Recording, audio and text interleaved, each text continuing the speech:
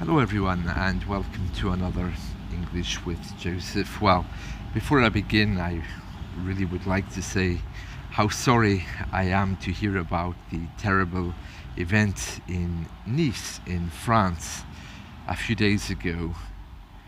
There was a dreadful terrorist attack on Bastille Day.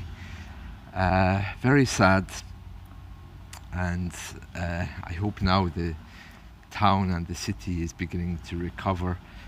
My thoughts are with everyone who is involved.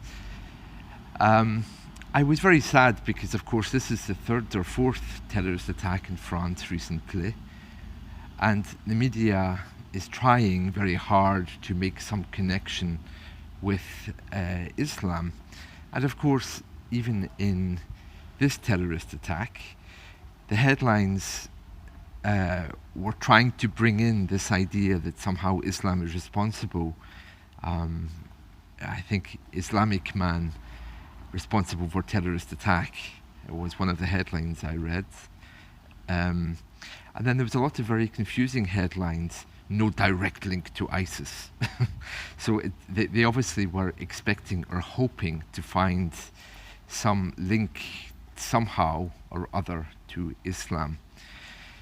It's interesting, I wonder if all of these shootings which happen in America, in Texas and all of these places, I never once have heard them say, Christian man shoots dead someone in America. Or I've never heard them say, Christianity responsible for 3 people dead purely because it is the religion of the person who does the crime. And therefore, I think it's really unfair of the media to try to create an identity of this killer based on his religion. And as we now know, he was very happily drinking, dancing. Apparently he was doing salsa classes, and he was known for drinking a lot of alcohol. So these are not attributes of a Muslim anyway. And just because he was Muslim has nothing to do with the crime that he committed. I admit that sometimes people are named Islamic and Muslim, and it has to be said that, of course, in recent times, a lot of people, while they've been doing bad things, they've been making a big issue of the Islamic State and Muslim and Islam. But in this case, there was no link, no direct link. So I just wish that the media would stop trying to paint a picture. It's actually already started a massive debate in the United Kingdom, which is very sad. In the United Kingdom, we've been seeing a number of racist attacks based on nationalism. Because we've left the EU, people seem to think now that we should be somehow closing our borders or removing foreign people. I mean, there's stupid people everywhere in the world, of course, but some of these people are doing this for sensationalism. One such person is one of our media correspondents. His name is Kelvin Mackenzie. He's a newspaper editor. And of course, he has made a lot of remarks about, what did he say? Yes, after the Muslim attacks in France, I turned on the television and there was a woman wearing a hijab, reading the news. And he obviously thought this was a bad thing. And he went on to say he felt it was very insensitive that the company, the television company, would have a woman who's clearly Muslim while talking about what he's seen as an Islamic terrorist attack. Well, of course, the reason why he's doing this is to be controversial. You see, these opinions which are generated by celebrities are giving very false ideas about the ideas of the people in the UK.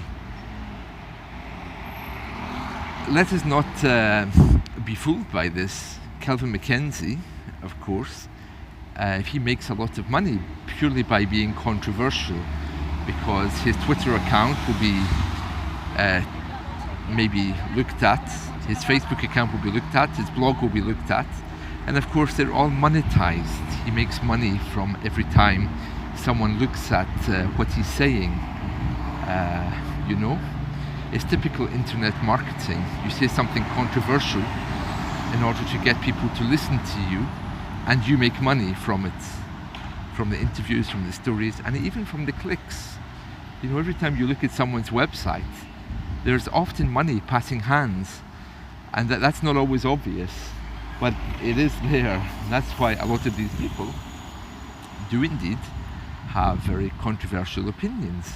And anyway, there's now an argument going on in the UK between an Islamic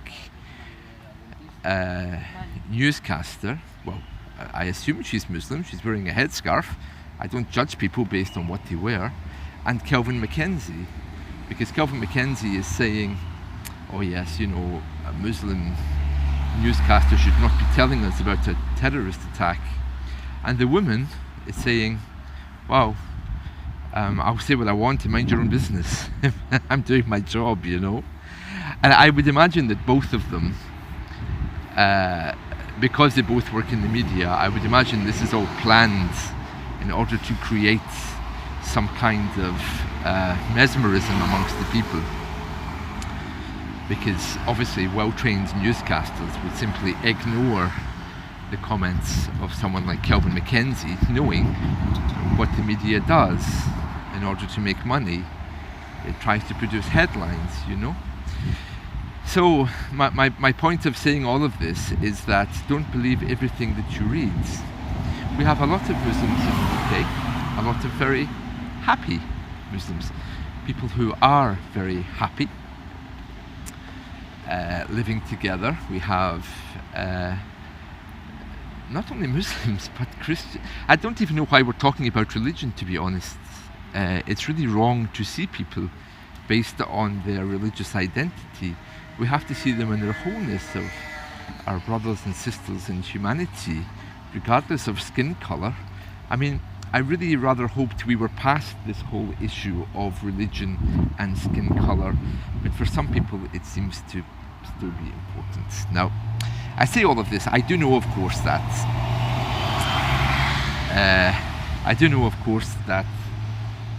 we cannot deny that a lot of these crimes were done in the name of the religion of Islam. So that needs to be reported, but I think it needs to be reported sensibly.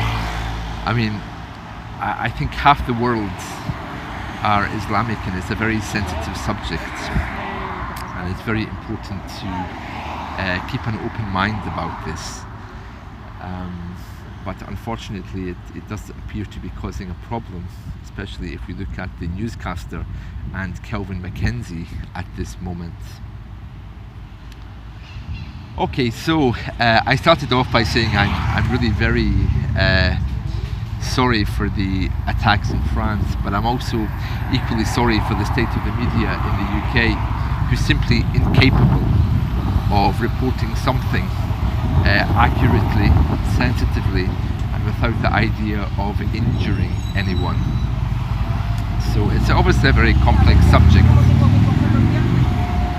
so I'll leave it there. But really very sad the way in which people's thinking is lowered down to identities of labels. Okay, here I am in Barcelona, as you can see. I am in one of the main streets. That's the football stadium just ahead of me there, and I'm just crossing Riera Blanca, which is where the football stadium is. I'm sure you can see it there behind the trees, and the transmitter is on the hill as well, as usual. Okay, so what's been happening in the last week? Well, I've been very busy teaching. There's been a few different things. A very unusual ambulance tone here in Barcelona. Do you hear it? There's been a few different things happening in my teaching practice. One thing in particular is I've been doing a lot of voice work with accent reduction and the importance of how to breathe and let your words flow. And I've done a few videos about that recently, so I hope you've enjoyed those. Other things that's been happening is, as you probably know,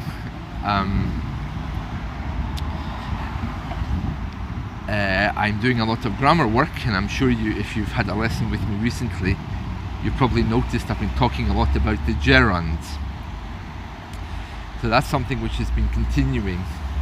I'm not sure if I did a clip on that last week or the week before, but the gerund basically looks like the participle but acts like a noun, and it's very interesting.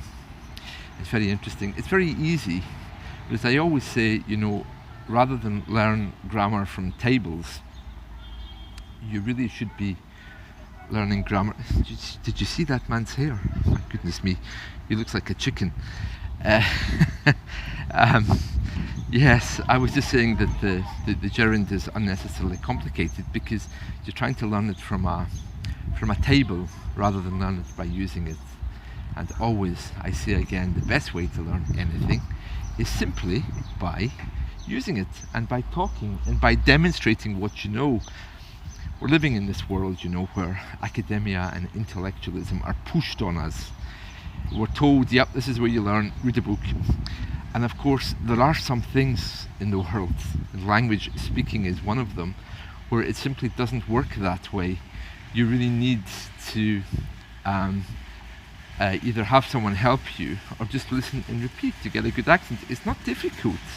It only appears to be difficult because we're living in a time when there is an idea that everything is a commodity where you can buy and sell it. So it's like, why can't I just buy English? Why can't I have the knowledge by buying it? And, I'm not Harry Potter, so even if I could sell you English, I wouldn't, because it's a wonderful journey to travel to really get to know a language. Also, the other thing I've been doing recently in my personal life is I've been setting up a Gaelic blog. For those of you who know me, I'm Scottish. I speak Gaelic as well as English. My Gaelic is a little bit rusty. I haven't spoken it for a long, long time. So I decided to make a blog to remind myself of my Gaelic. So what I did was I set up a blog, and you can access it from my main English language learning site, which is englishwithjosephblog.wordpress.com, englishwithjosephblog.wordpress.com. And you can find my website there and all of my links to other places such as my Twitter and Facebook. And in there as well, I now have a link to my Gaelic blog. Now, I say my Gaelic blog, I haven't actually put anything on it yet. But what I have done is I've set up the pages. I think there's 5 or 6 menu pages. I've set up the front cover. So I just need to fill it with content. So the address is englishwithjosephblog.wordpress.com, and there's no www in front of that. It's just English with Joseph blog. So do have a look, and from there you can see my Gaelic page. If you don't know what Gaelic is, you might be surprised to know that although English is a dominant language in the UK, parts of the UK don't actually speak English. Well, they do, but it's not the dominant language of the area. In Scotland, on the islands, we have Gaelic, which looks nothing like English, and if you want to see more about that, you can go to bbc.co.uk/alba, A-L-B-A, pronounced Alba actually, and you can learn more about that there. Alternatively, you can go to the BBC News site and choose any of the Welsh menus. Welsh is another minority language in the UK. So we do actually have some diversity I know that comes as a bit of a shock, but it shouldn't do, because like everywhere else, we have our indigenous people. So, Gaelic, Welsh, and the Isle of Man has Manx, which is another form of Gaelic, and of course Ireland has Gaelic as well as English. So, I think they call it Gaelic. Okay, that's all my news for today. So I hope you are well, and please do come back to me with any feedback or comments that you might have. Thank you, and goodbye.